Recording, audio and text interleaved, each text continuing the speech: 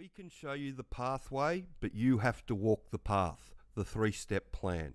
Welcome to Australian Mining for New Starters, and today I just want to talk about our new three-step plan package that we've got going. The package is for all the jobs that are all around Australia, so this is where all the jobs are in gold and the base metals that are going into the batteries around the country, and this is our new three-step plan and DIY resume package. The reason that we're calling it the three-step plan is because step one is education, step two is your resume, and step three is network within the industry.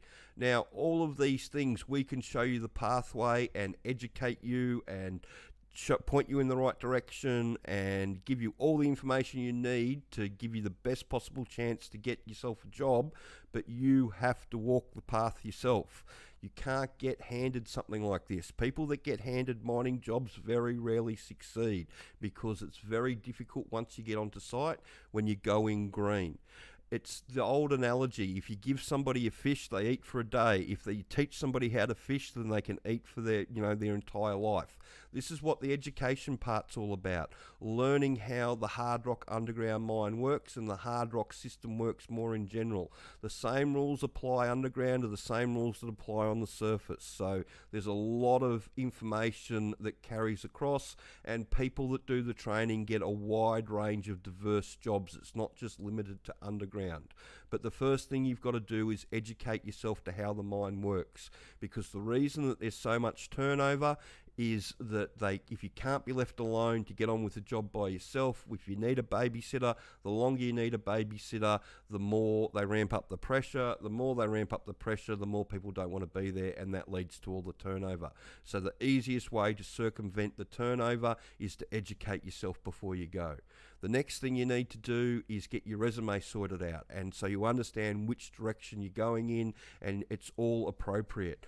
The team at Beyond can do that. They do that really well. Jess and the team in there are all set up to do that. They know exactly what they need, and they can give you all the right advice. But in the end, it's up to you to send it out and apply it. Companies don't want people handed off to them anymore. They want people that are prepared to go through the cycle. They want self-starters. They want people that are going to put their resume in themselves and turn up to interviews. The companies get a lot of people that get through that really don't want to do it. Their partner wants them to do it. And if you're going into mining because your partner thinks it's a good idea that you go into mining but you're not sure about it, then chances are that you're not going to succeed, because you really have to do it, want to do it, because it's that difficult otherwise. And the third step is networking. And networking becomes really easy once you do the first two steps well. If you've educated yourself and you've got a really good resume that's straight to the point and it talks about exactly what you've learnt in the training, and it brings your other skills that you've got from your life experience to the fore, then it's pretty easy to network with people to get mining jobs.